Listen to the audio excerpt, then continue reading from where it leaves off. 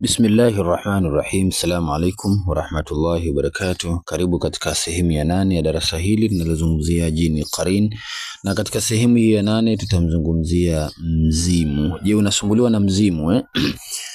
Ukimuuliza mtu mzimu ni nini, atakwambia mzimu ni mtu ambaye alikufa amerudi labda kwa hai katika mazingira tata kwa ajili ya kuisumbua familia au kufanya jambo fulani.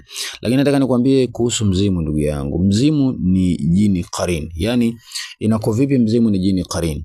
Kawaida tumesema kwamba jini qarin ni jini ambaye anakuwa na mtu tangu ile siku ambaye amezaliwa. Ataishi naye, atakuwa naye. Sasa hivyo huyo binadamu ambaye yuko na jini qarin pembeni, ambaye kila mtu anaye, siku atakapokufa, akishakufa huyo qarini anakuwa tayari hana mtu wa kuwa naye. Kwa hiyo qarini huyu aidha anakwenda katika mapango, kama katika mji huo kuna sehemu ambayo wanaabudu mizimu, wana mapango hayo, basi yule jini atakwenda kule, au kama ni kinyume na hapo atabaki makaburini.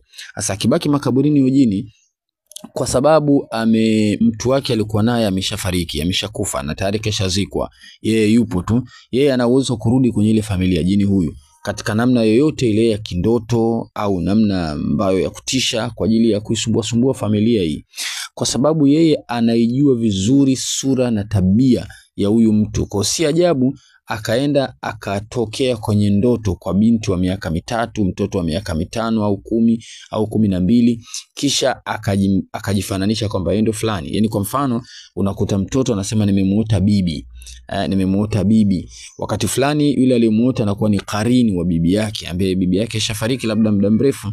Kiliwahi kutokea kisa cha binti ambaye amezaliwa akawa anamuota mtu ambaye amefariki kabla yeye kuzaliwa.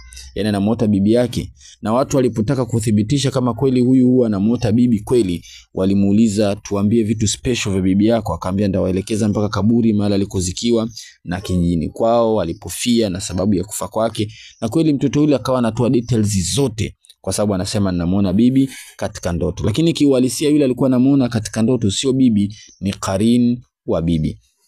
Ikiwa wewe katika maisha ya nyumbani kwako unasumbuliwa sana na kuotaota sana mtu ambaye amekufa, ashakufa, unamuotaota mara kwa mara, au nyumbani kwenu unahisi kuna mtu anaingia usiku, au actually mnasumbuliwa na hii issue ya mizimu, basi jua kabisa mnasumbuliwa na majini wa watu waliokufa. Mnasumbuliwa na majini wa watu waliokufa. Nini cha kufanya? Kitu gani cha kufanya? Inshallah taala tusubiri katika vipindi vingine tutapata kukuelekeza. Kinyume na hapo unahitaji maelezo zaidi, basi namba yetu ya simu inapita chini ya screen yako hapo, unaweza ukatutafuta. Naomba